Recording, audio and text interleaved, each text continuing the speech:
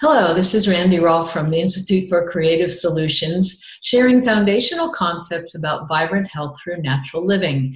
Last time I talked about what is vibrant health, and today I'm going to talk about what is natural living. Of course, I've covered this before. This is, I think, number 242 of my short videos, which I've been doing for over a year.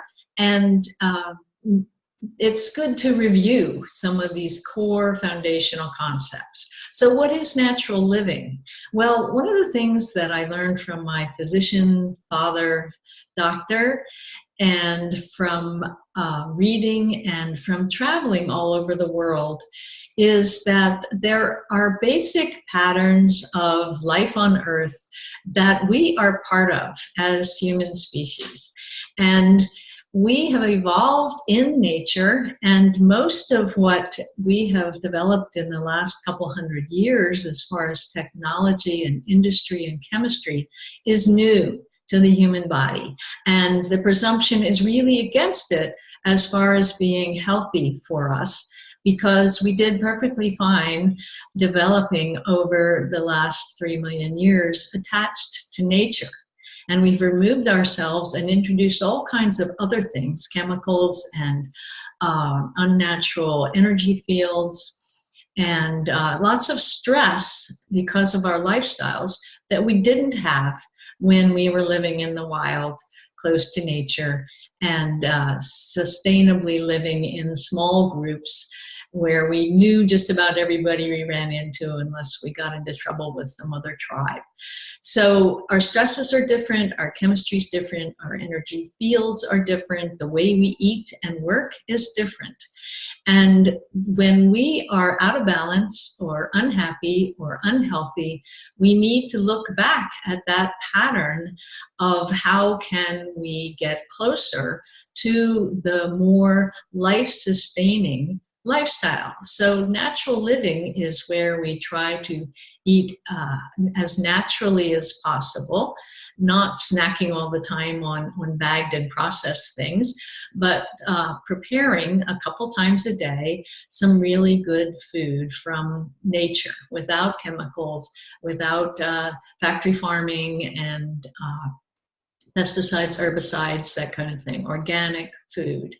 And eating at reasonable times of day, not too late in the morning or too late at night or not during the night. And then getting the sleep we need. Before we introduced electricity, people slept 9 to 10 hours with the sun. They didn't want to burn the candle at both ends.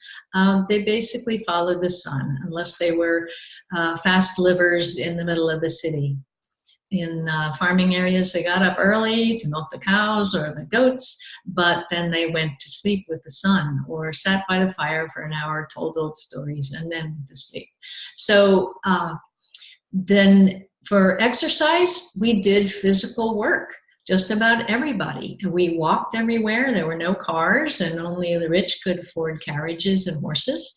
And we had work that involved physical activity, movement, and today so many of us sit at a desk like I am right now, and we need to actually make an effort to be active, to go up and down stairs, to walk, and to run, and to swim, and to play paddle games, and stretch, and lift weights if we like that kind of thing. So we have to try, if we're out of balance or we want to maintain really good health, to live as close to the natural pattern as possible.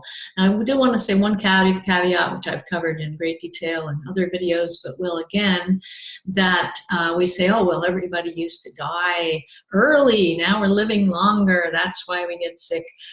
If you look at the statistics of your life expectancy 100 years ago, at age 40 or 50, it has only changed less than 10 years, in most cases 3 or 4 years. So it's not about we're living longer. People have always lived to 80s and 90s if they got past those danger areas of being born, being a child, being caught in wars or epidemics, if you make it through that, people had good, healthy lives for the last 34 or 40 years of their lives and lived into their 80s and 90s with their brain still functioning, with their body still functioning. They weren't getting knee replacements. Maybe they used a cane after they were 90. But we need to break a lot of the myths about health. And vibrant health through natural living is the true path to a long, healthy, happy life. So thanks for listening, and I'll talk to you soon again.